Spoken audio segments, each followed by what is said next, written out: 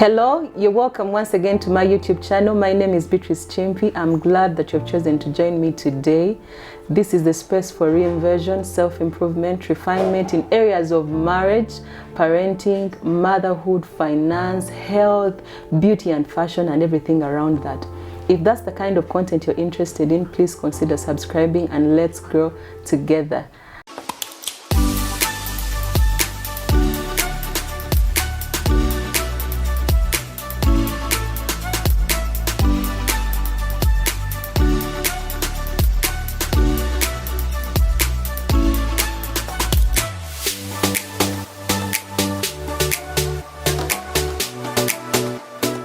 And today, yet another great topic, spiritual warfare in marriage. And to discuss that topic, I've been joined by a wonderful friend of mine, Mrs. Muhumuza Helen. You're welcome, Helen. Thank you very much. Helen is a God-fearing, great woman of God, and I'll let her introduce herself. I'm called Helen Namaganda Muhumuza Bukwira, and I'm born again. I love the Lord. Beatrice is a very good friend of mine, and I thank God that you have joined you tonight. Wow, thank you. So Helen, as we talk about this topic, what is spiritual warfare? Well, spiritual warfare, it has two significant words. Warfare and then spiritual. Warfare is like, it's a battle or a fight between forces. And when you talk about spiritual, that means it involves spiritual beings, excluding flesh, physical flesh or physical blood, but we can have it in the spiritual realm. And when you talk about spiritual warfare, this is a battle between forces, and we know there are two forces. We've got godly forces, or God himself and his children, those who have allowed him to be their Heavenly Father through Christ Jesus. And then even God's angels, those he can send, that's on the side of God. And the other force is the demonic force, or the powers of darkness. That means Satan and his fallen angels, together with his prisoners. Who do I call prisoners of the devil? Anybody that the devil has snatched from the hand of God, and now they're worshiping the devil. We call them prisoners. That's why I don't want even to call them enemies, but because they're captivated into serving the devil, thinking that he can take them anywhere, but they are prisoners. For example, the witches, the diviners, all those who do cults, they make several, for example, sacrifices, or that the devil, trying to empower the devil, not knowing that they're hindering their lives. True. So there are two forces in spiritual warfare, godly force and a demonic of the powers of darkness. And for someone to be able to be involved in the spiritual warfare, you don't have to be carnal. Yeah.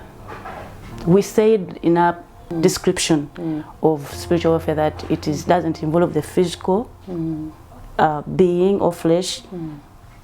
It is spiritual, much as man is a spirit that has a temple. So we dwell in this temple that God made. But the most important thing is to know that you're a spiritual being. And that's what God created in his image. Amen. When you go in Genesis chapter 1, verse 26, the Bible says, God said, let us make man in our image, in our likeness. Let them have dominion over the fish of the sea, over the birds of the air, every creeping thing. He gave dominion to that spiritual being that was in his image. But a fresh came in chapter 2, verse 7, whereby he said he formed man out of the dust. Then he brought the other image that's in his image into this body.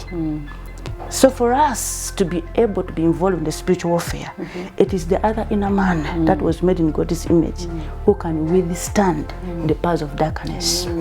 Because what we are fighting in the spiritual battle, they are not physical beings. And if you go physical, you are bound to be defeated. Because they are extreme.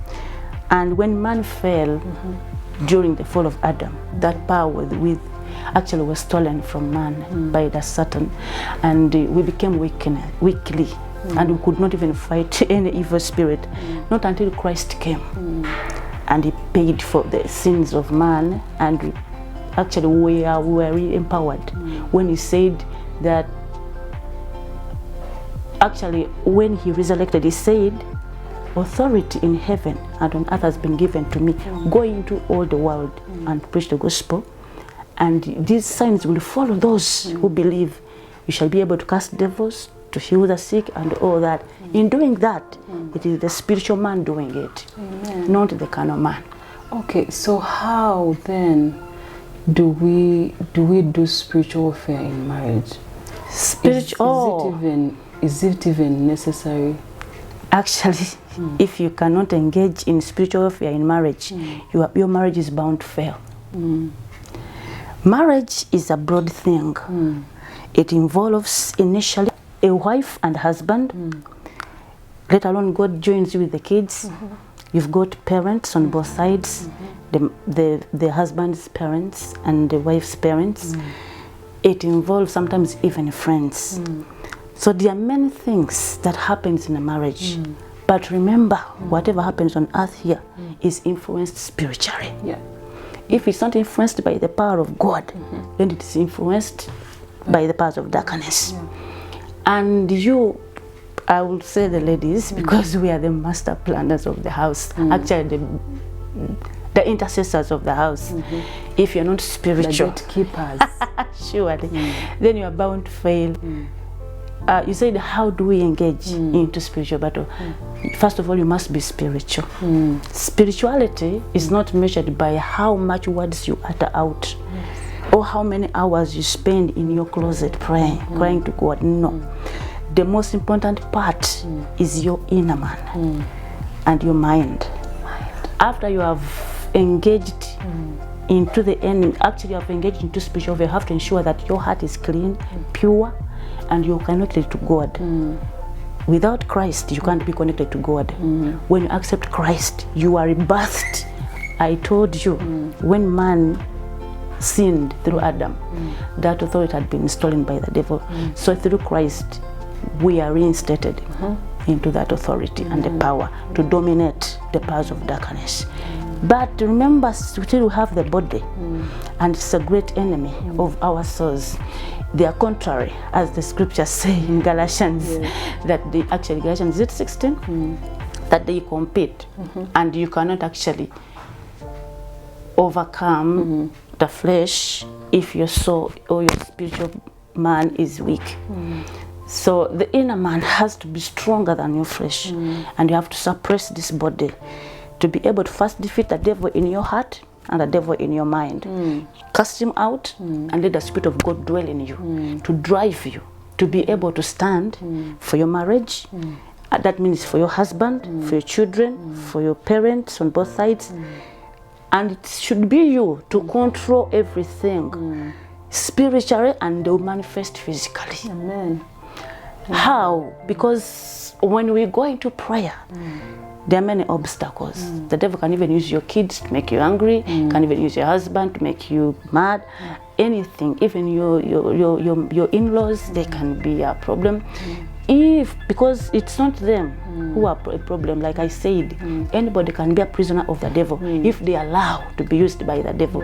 So we don't look at these prisoners, but we look at their boss who is forcing them to attack us. Spiritually, they may not even know that they are enemies to you. The devil can influence, why are they happy? The devil does something and someone goes to the witch, and they shouldn't be happy. They should not have kids. They should not. If they have them, they should die. I tell you, they should lose this one should not conceive. They should not be loved.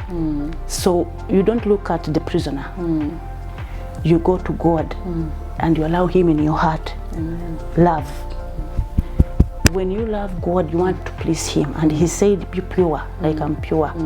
And he said, those who are pure in heart, they will see God. So when we are fighting, we put him first, and he will direct your path. Because it's the Spirit of God who leads you.